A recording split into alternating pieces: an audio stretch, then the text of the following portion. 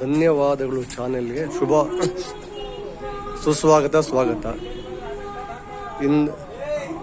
ದಿನಾಂಕ 9/2/25 ಭಾನುವಾರದಂದು ಶ್ರೀ ಆರವಳ್ಳಿಯ ಇಂಡಸ್ಟ್ರಿಯಲ್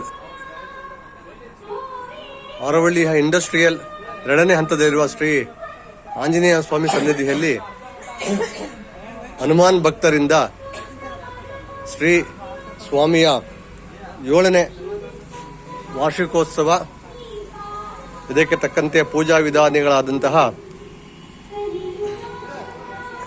ರಾಮತಾರಕ ಹೋಮ,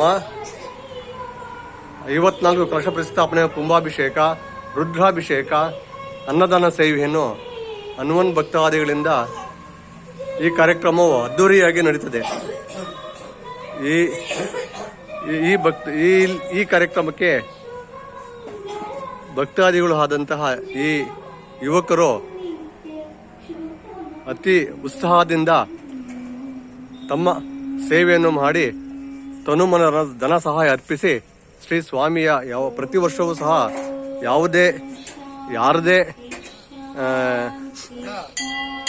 ಬೇಡಿಕೆಯನ್ನು ಪಡೆಯದೆ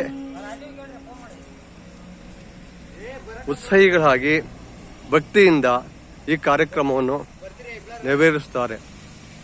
ಆದ್ದರಿಂದ ತಾವೆಲ್ಲರೂ ಈ ಕಾರ್ಯಕ್ರಮಕ್ಕೆ ಆಗಮಿಸಿ